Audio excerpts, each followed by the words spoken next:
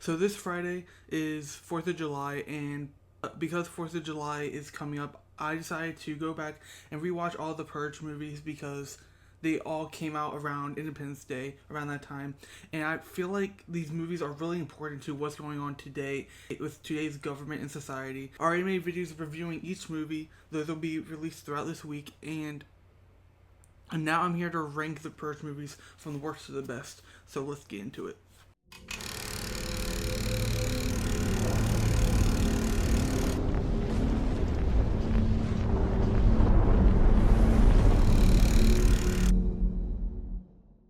Welcome into Grimm's Case of Horror. My name is Grim, this is New Haven for all things horror movie related, and today, like I said, I'm here to rank the Purge movies. The Purge is a franchise that I've been following for a few years now. The only one I really saw in theaters was the last one, which was the Forever Purge, which is the worst one. But I've really enjoyed this franchise ever since I watching them when I was younger. And just every year around Independence Day, 4th of July, I would sit down and watch these movies just because of how important they are and how real they just always felt and how relevant they've always felt. So I'm here. I'm going to rank these movies, and so let's get into it. Let me know what your thoughts on this ranking is. Let me know how you would rank these movies from the worst to the best. What your thoughts are on this franchise as a whole. I mean, I think it's really underrated. I don't hear anybody talking about it nowadays, but I feel like that's because it's just too real for people, and I get that. But anyway, let's get into it. So coming in seventh place, we have the Forever Purge, which was the latest movie, and this is probably why we haven't seen a Purge movie in like I think James DeMarco is trying to develop something, but after this one, I don't know if we're ever going to see another installment because the Forever Purge, it's set in 2048, which is 8 years after the Purge election year, and which was in 2040. So this is like far in the future, but this is about how the new founding fathers have returned to power after an election year. The Purge was like abolished basically, and it wasn't an annual holiday anymore. But this time, things spiral out of control as a military faction known as the Purge Purification Force refuses to stop purging when the sirens sound after the first purge in 8 years, launching a forever purge that spreads across the U.S. Now, at the heart of the story is Juan and Adela, a Mexican couple who fled cartel violence and now work in Texas on a farm. When the forever purge erupts, they team up with the Tucker family, ranchers with very different worldviews from them, to survive and escape to Mexico, which has temporarily opened its borders for, I think, 6 hours to American refugees. And this movie leads heavily into social and political allegory, more so than it's just really in your face and really blunt, and like it force feeds it to you. And as the PPF, the Purge Purification Force, targets immigrants and minorities, echoing real world white supremacist rhetoric. And they really use slogans like the mask that they use, and they use rhetoric, all designed to evoke modern extremism and echoing the real world like hate groups that are made. In this movie, we see as some of the farmers, they flee to Mexico with Juan and Adela, flipping the traditional narrative and making you as a viewer to empathize with the refugee experience, basically. But I just feel like the way that they executed this messaging and like the themes that they were going for, I felt like it just was not handled properly. It just, the writing and like the dialogue in this movie is just so bad, where it doesn't feel professional. It feels like I said, it's really blunt, it's really in your face, and it just felt almost insensitive the way that they were executing it, in my opinion. Where it didn't feel empowering. It almost felt kind of like distasteful, kind of like the studio was trying to profit off of this, using these things, because this movie came out in 2021, which was right after the BLM movement in 2020 and like all the protests. And I think the strongest part about this movie is the cast. We have Tenoch Huerta, who plays Namor in Wakanda Forever, in the Marvel movies. I didn't even realize it was him until I rewatched this movie right now, and he brings like a quiet strength, emotional depth to his character Juan. His performance is really understated but powerful in this movie, especially in scenes where he must protect like his wife and others while navigating a country that sees him as expendable. And then we have Ana de la Reguera as Adela, who is a standout. And Adela is not just a survivor; she's a fighter with a past in the anti-cartel resistance. And her calm under pressure and moral clarity anchor the movie. Then we have Josh Lucas as Dylan Tucker, who plays a man raised in a culture of casual racism, and like he kind of has like a bias towards Juan throughout the movie, and we see him kind of like transform, but it isn't sudden or clean, but Lucas makes it believable. I feel like all these actors, they do what they can with the script, and you can see that at least for the writer, because James Amago wrote this movie as well with the others. You can tell there's heart in it, but like it's just the execution is just not there for me when it comes to the dialogue, the writing, and like the themes that they're. But I think the other movies he's done it a lot better. The writing is a lot better, the execution of it. Just with this one, I just feel like it's fumbling and like crumbling. Like I don't. It's hard. It sucks because I really want to like this movie, and I really stand with like the messages that he, because this is a more ambitious take that he's taken with this franchise so far, but it just didn't work out the way that I wanted to, and the way that others probably wanted to, and for that reason, this movie is in last place. It's a C- for me, and yeah. Moving on to 6th place, we have The Purge Season 1, which expands if you didn't know, The Purge has a TV show. It was just really badly marketed. Not a lot of people know about it. Everyone that I've talked about, that I've mentioned that I'm watching this to, they're like, The Purge has a TV show? I'm like, yeah. Like I've known about it for a few years now, because as I was watching the franchise, I came across it. I watched it and I really enjoyed it. It's really underrated. You can watch it on Peacock or Hulu or Disney Plus if you have both Disney Plus and Hulu, but it really expands the franchise really a lot more in a chilling premise that spans across 10 episodes. There's 2 seasons, but this is the first season that I'm ranking in 6th place. And it's set in 2027 between the events of Anarchy and Election Year, as the season follows several interconnected characters, just like Anarchy kind of does and Election Year, where we have a couple characters: Miguel Guerrero, who is a Marine, searches for his sister Penelope, who has joined a death cult that sacrifices members to purgers. Jane Harbor, a finance executive who hires a hitwoman to kill her sexist boss, but has second thoughts leading to a harrowing moral reckoning. We have Rick and Jenna Betancourt, a couple with anti-purge beliefs who attend a pro-purge party to secure funding for their business, only to be drawn into a web of betrayal and violence. Then we have Joe Owens, initially a seemingly noble vigilante, is later revealed to be purging those he believes wronged him in the past. And the season, like, builds up to a whole brutal showdown where it's almost like a court case by the end of the season, and likely there's Joe, who's that we think is a good guy, becomes the antagonist, and he basically puts all these people on trial, like, and that's how they bring them together, and somehow they're all connected, and it's just funny when you hear like the reasonings why he's doing what he's doing, and it's just like, wow, like it feels so dystopian, but also feels just like I feel like someone would actually do this. Like the way that Joe thinks and the way he's going about this, it's like, yeah, you just know some white dude would do this in real life. But yeah, season 1 leans heavily into the social commentary, where the wealthy manipulate the system while the poor suffer the consequences. Jane's storyline is a whole like pro for me. How it highlights workplace sexism and the limits of institutional justice. And then we see Penelope's cult storyline, which is a look at how charismatic leaders exploit trauma and grief, and like the whole thing about we give so others may cleanse, basically sacrificing yourself so others don't have to purge and suffer.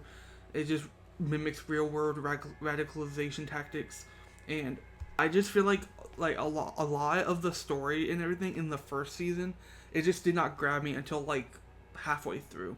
It wasn't until like the action started happening, because the first half, I believe, like it gets more into like the character development, introducing us to the characters. The purge starts, and it's just like a slow build up, and then at the halfway point is when it starts to get interesting, where it grabs you, and the execution is all on point from there. So I think that's why this is so low for me. It just didn't grab me right away like the other movies did, and it took me a second to really get invested, really get interested into these stories, into these characters. I think if I had to give my favorite, it has to be Amanda Warren as Jane, as she was great conveying Jane's internal conflict with subtlety, as as she puts a hit out on her boss because she's not getting this promotion or raise, and then it turns out he's a sexist. Where under his house there's like a dungeon where it's like, I don't want to talk about it because it's just so icky and so gross. But if you watch the show, just veer discretion advised, especially if you're a woman. It's like, it's felt really uncomfortable to watch. And I really like the story of Miguel, who's played by Gabriel Chavarria.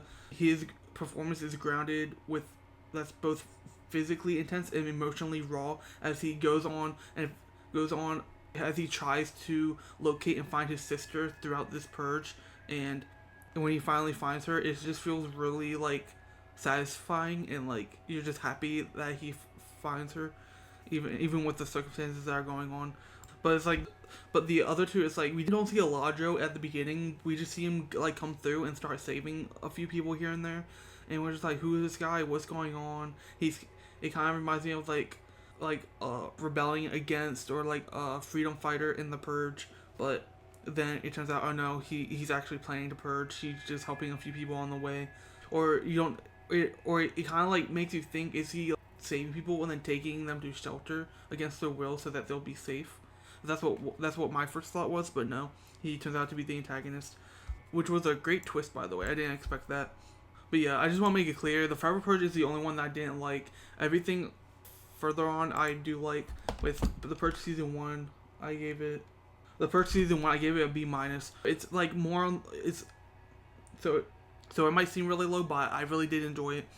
So Purge season 1, 6th place. Moving into 5th place, we have the first Purge, and I feel like in the first Purge, it serves as a prequel to the franchise, set in an alternate 2016, where the movie explores the Purge experiment, which is a 12-hour period on Staten Island, where all crime is legal, and the NFFA, the New Founding Fathers of America, a rising political force, initiate the first Purge as a test and experiment, like I said, combined to Staten Island, and even residents are offered money to stay and participate in the Purge.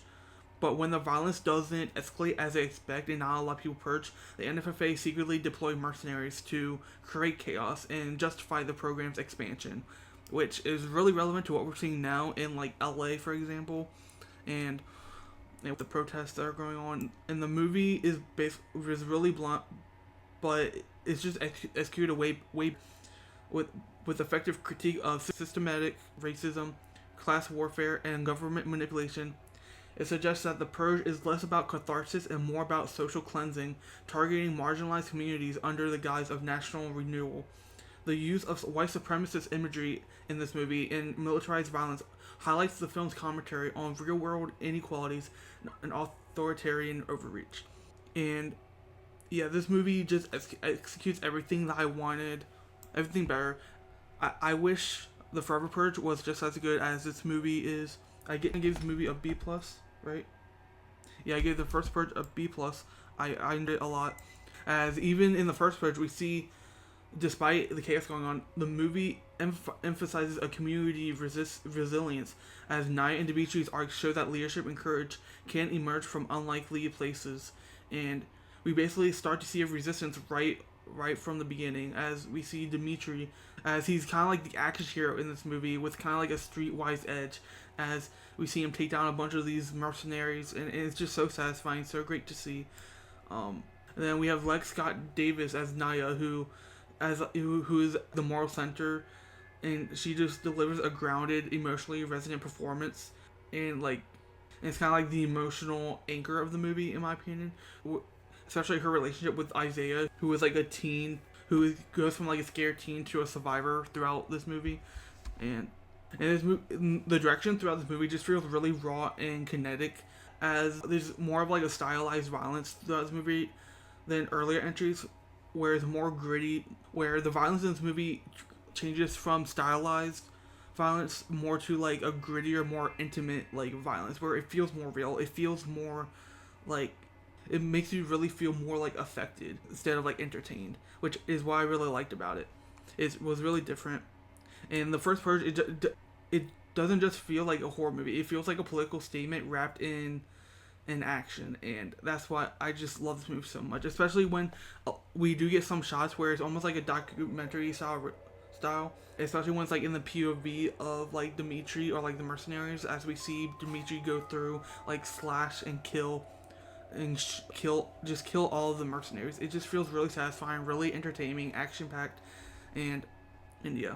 Then moving into fourth place, we have The Purge Election Year, which is the third installment in the franchise and blends political allegory with brutal action to deliver a chilling vision of a society unraveling under the guise of order, as we see Senator Charlie Roan, who's pushing to abolish the Purge, and anyone can be purged. There's no one being protected this time. So it's like the president, the governors, senators, they could all be killed, and so Rome becomes the target of the ruling party, the New Founding Fathers, who put out a hit on her so that she doesn't win the election and the Purge doesn't get like abolished, basically.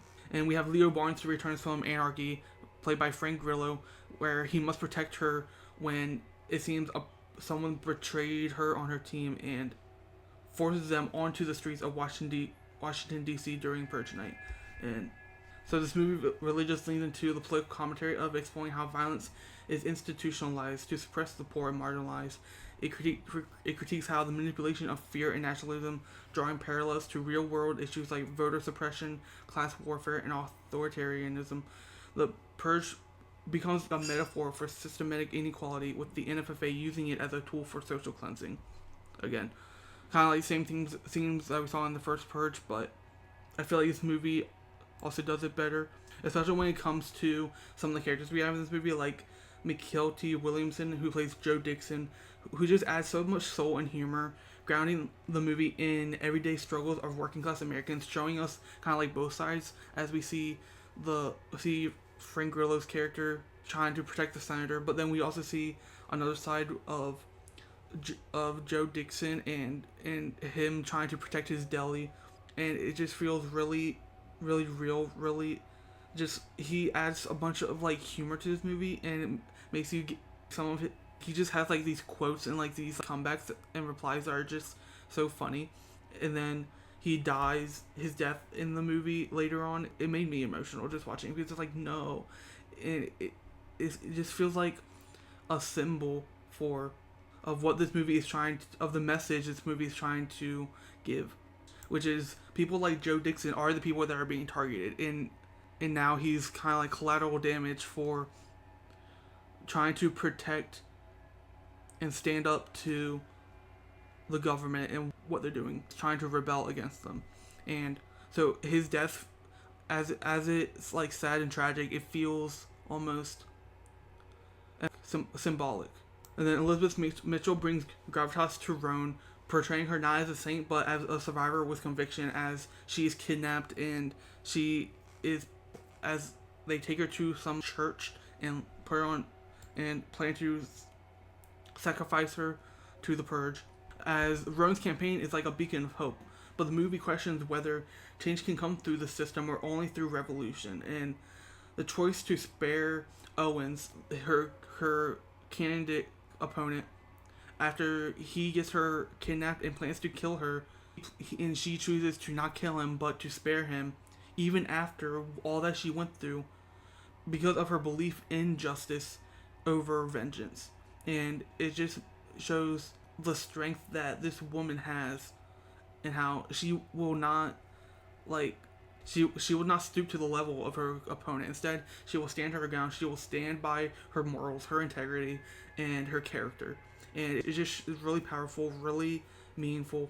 And this movie also introduces how there's murder tourists from other countries who come to the U.S. for this holiday, which the Purge is a holiday in this franchise, and to participate in the Purge, it's just a chilling nod to voyeurism and like the desensitization that the people in this reality, in this world, are subjected to.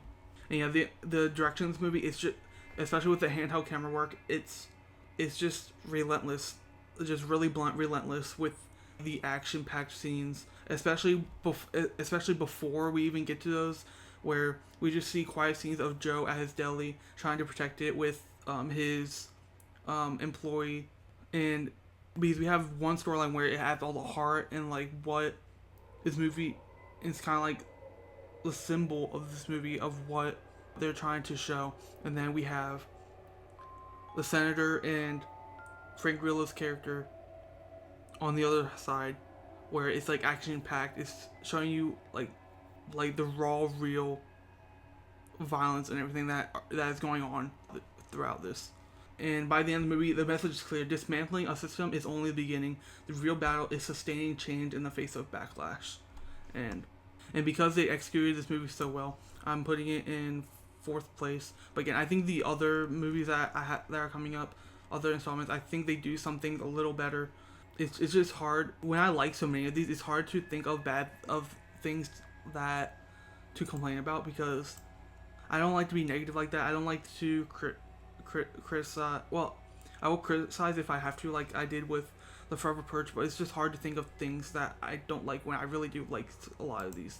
But moving on to 3rd place, we have The Purge Season 2. And I think Purge Season 2 is a lot better than the first season. I will literally just rewatch Season 1, or not even watch Season 1. I'll just skip to Season 2 because of how different it is for the franchise. Not just the show, but the franchise. As it takes a bold leap beyond the franchise's blood-soaked 12-hour window. And basically, there's every episode there's like a time jump almost. And unlike the first season, which focused on Purge Night, Season 2 begins as the Sirens End. It's the end of Purge. It's like there's only an hour or something left when the show starts till when the season starts. And as the Purge ends, we follow 4 interconnected characters: Marcus, Esme, Ryan, and Ben, through the year leading up to the next Purge. The stories unravel a web of conspiracies, trauma, and more reckoning. We follow Marcus, a doctor who survives an assassination attempt and begins to uncover who wants him dead and why, as there's like a bounty on him for like $75,000, something like that. Esme is a surveillance analyst for the New Founding Fathers, and basically she goes from someone who's working for the NFFA to a whistleblower after discovering a cover-up, which I think that was a great, like, I think that and then we follow Ryan, a former cop turned bank robber who uses Purge Night to pull off heists with the Code of Honor, where basically he doesn't kill anyone. He's basically just trying to make money, make a living off of this one night. And then we have Ben, who's a college student who is peer pressured into going out during the Purge to go to the Suicide Bridge, and as it's like, kind of like a tradition for this frat house, and is transformed by a traumatic experience after getting trapped by someone who's purging, and he's forced to kill them, and it just turns him into a scared, awkward kid into like a serial killer almost, embodying the Purge's darkest potential. And just seeing all of these characters like changes and evolution throughout this season, the way that they did it, and like the central theme being violence creates violence, it just examines how trauma lingers long after the sirens fade, and questions whether people can truly return to normal after committing or surviving these atrocities that are happening during the Purge. Also critiques surveillance culture, systematic corruption, and the normalization of brutality in a society that sanctions murder once a year. I just feel like a lot of these storylines are a lot better than, a lot more interesting than the ones that we got in season one. Season one kind of like try to copy the formula of like the movies, but like try to like flesh it out, expand it out, drag it out.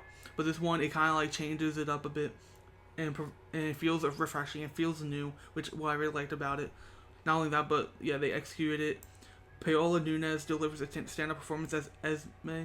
Her transform from a loyal analyst to the NFFA to a rogue agent is just really subtle and also emotionally charged. Derek Luke, who I know from 30 Reasons Why as Kevin Porter, the counselor, and 30 Reasons Why. I love that show. 30 Reasons Why is my favorite show of all time. And Derek Luke's character is probably my favorite, aside from Joel Allen as Ben, because Derek Luke brings a quiet intensity to Marcus, portraying a man unraveling the lies of his life while trying to protect his family, and he's just really like paranoid the whole time, like who's trying to kill me. There's a point where he's like, is my wife trying to kill me? Oh wait, she cheated on me. And it's just really like, oh my god, like it really is just showing how it sticks with you and how basically the trauma is imprinted on you just throughout up until the next purge, and then you have to go through all that again and again and again. It's just, yeah. And then Joel Allen is chilling as Ben, as we see his descent into madness, where it feels gradual, it feels believable, making him, I believe, one of the franchise's most disturbing villains, one of the craziest antagonists. Then we have Max Martini, who plays what's his name? He plays Ryan. He's the former cop turned bank robber. And he just grabs the show with their gritty, blue-collar charisma. And his chemistry with his crew just adds heart to the chaos that's going on. Especially as he meets Esme and they try to help each other. And yeah, this season just makes a bold choice to focus on the 364 days between the purges with a few time jumps in between episodes. And this shift just allows for each episode to build on the last with cliffhangers. The cinematography leans into the shadows, surveillance footage, and the lighting to bring out the paranoia. And then we also get flashbacks to past purges, and we even get a cameo from Ethan Hawke, who was in the first purge, and it just really fleshes out the universe in chilling detail. And this season just really does balance that great balance between horror and thriller elements, which I feel like is a smart evolution for the franchise. I really would like to see them make another season like this. But again, the show was canceled after 2 seasons. What I would like to see in season 3 is like keep the formula the same, but don't confine these characters to one city or like connect their stories. Make them like separate stories, or even make it like an anthology where each episode follows a different person, and just do it that way. I feel like that would have been such a great thing to see instead of having to connect it all, because it like limits what you can do with the story. I feel like if season 1 was about surviving the night, season 2 was about surviving the system that created it. Season 2 of The Purge is in 3rd place. Moving on to 2nd place, we have The Purge: Anarchy, directed by James D'Amato, and expands the claustrophobic premise of the first film into a gritty citywide survival thriller, and set in 2023, which was just 2 years ago, by the way. Where America is government sanctioned, Purge allows all crime for 12 hours. And Anarchy takes us to the streets of Los Angeles as the story weaves together 3 main threads, kind of like what this show did, where we have Eva and her daughter Callie, who are dragged into the chaos after their apartment is raided. Shane and Liz, a couple who were stranded in the car, is sabotaged, and Leo Barnes, who we see in election year protecting the senator, but in this one he's a heavily armed man with a personal vendetta, as he's seeking revenge on someone who killed his son. I feel like Frank Grillo would have been good as the Punisher if he didn't play Crossbones in the MCU. I'm just gonna say that right now. But just because of his performance in this, he would have been a great like typecast in my opinion. But again, he did great as in the few scenes he had as Crossbones. But as the night unfolds, their paths converge and they must navigate a city teeming with masked gangs, government death squads, and a wealthy elite who treat the Purge as a sport. And I just feel like Anarchy really does sharpen the franchise's political edge in this one, as the Purge is no longer just a night of chaos. It's used as a tool of oppression, The government, under the New Founding Fathers, uses it to eliminate the poor who can't afford security systems, like we see in the first Purge, or safe zones. The movie critiques how violence is commodified and how the elite exploit suffering of the underprivileged. There's also a subplot involving a resistance group led by Carmelo Johns, and we see a resistance group kind of like it in election year, who broadcasts an anti-purge message and stages attacks on government forces. This introduces the idea of organized rebellion, hinting at a larger revolution brewing beneath the surface, which I just love to see. And yeah, Frank Grillo is the standout in this movie as Leo. He's not just a walking arsenal in this movie, but he's a man torn between justice and revenge.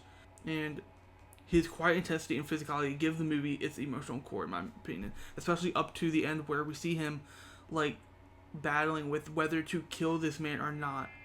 And yeah, it just has a lot of depth, a lot of meaning. And yeah, the action sequences in this movie are feel real. They're tense, well paced, but it's the quiet moments when Leo hesitates before pulling the trigger that give this movie weight. Like I said, they just feel really deep, really relatable.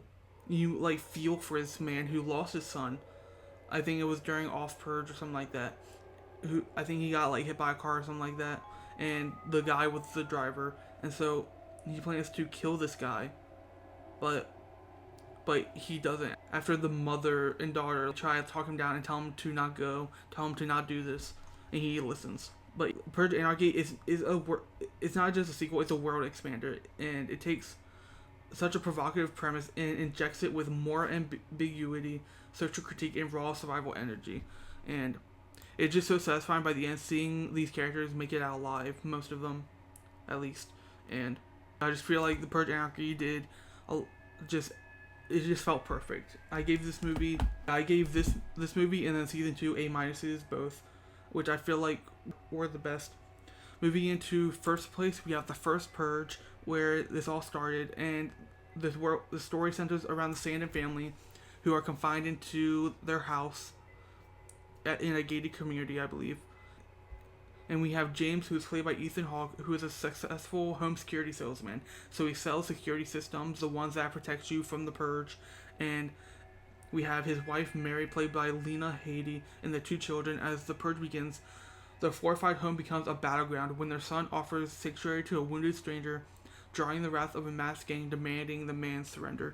And at its core, the Purge critiques class inequality and the illusion of safety, as the wealthy can afford protection, as we see their houses protected, but while the poor are left vulnerable outside, and turning the Purge into a form of state-sanctioned population control. Also questions the nature of violence. Is it natural or is it socially conditioned? And the movie toys with the idea that beneath the veneer of civility, primal instincts lurk, waiting for permission to erupt. But like we saw in the first movie, that's not true. It's just all propaganda throughout the franchise. And then we also see how James, played by Ethan Hawke, he believes in the Purge as a concept, but is unwilling to get his hands dirty or to purge, because he thinks he doesn't have to. He doesn't feel the urge to purge. But his arc forces him to confront the cost of his complicity, as he has to protect his family and try to kill the people who are invading his home, trying to kill him and his family for letting this man into their house, but like they can't find him. He's hiding somewhere because he was being purged on by some group, by some people in masks, and so now James has to kill them and protect his family. And the movie asks, is passive support of a violent system? And the movie asks, is passive support of a violent system any less damning than active participation? And I just think that question alone is important, and the way that they demonstrate that throughout this movie, just 100% perfect execution in my opinion. And then James Mangold, as the director, he crafts such a claustrophobic atmosphere using tight framing and dim lighting to heighten the tension, using a home invasion like structure, but with like a dystopian twist. And I will admit, this movie doesn't explore the provocative premise. Like, and I would say this movie does keep it simple. It doesn't really expand a lot. It just confines it to this story. But DeMarco's minimalist approach keeps the focus on the families unraveling rather than the broader world, where I feel like where the other movies expand the universe a lot more. This one is just confined, just like they're confined in the home. It feels kind of like claustrophobic. It feels really tight fitted, and it almost in a way feels suffocating. But even with that, the pace is fast. There are long silences that go from just long silences from, and then we have long silences that go from just silent to sudden bursts of brutality, and it just feels really in your face, really like immersing you into this world, and making you feel like you have to force yourself to be complicit in the spectacle of violence that's going on. And I think the real highlight in this movie is Ethan Hawke as James, as he has a mix of smugness and desperation, and we just see him transform from a detached profiteer who's profiting off the Purge to a protector of his family, which is just so subtle but also effective. Yeah, the first Purge is in first place. I think it's the best. Like I said, let me know what you think of my ranking down below. How would you rank these movies? What would you change about them? Which movies are your favorite? Which ones do you like the least? Let me know all of your thoughts down below in the description, or let me know all your thoughts down in the comments. Don't forget to like the video, subscribe if you're new, and join the Gremlins. Also have my social media links down below in the description so you can follow me there. I have my Blue Sky, my Instagram, my TikTok. I'm posting more on my TikTok and my Instagram. Posting short form content on there. So if you like to follow me there, this will be down in the description. I'll also have links down below so you can check out these movies yourself. I'll provide Amazon links so you can rent them, and it also helps support the channel and me by checking out these movies through the links. And also let me know some feedback. Let me know what I can work on, what you would like to see me review. Just some tips and critiques, some things I can work on. All feedback is heard and accepted as long as it's constructive feedback. And also stay safe during this weekend, as 4th of July is this Friday. I won't be celebrating because it just feels worthless. There's nothing to celebrate about 4th of July anymore at this point. So just if you are going out, stay safe. Check out the Purge franchise down below in the description right now.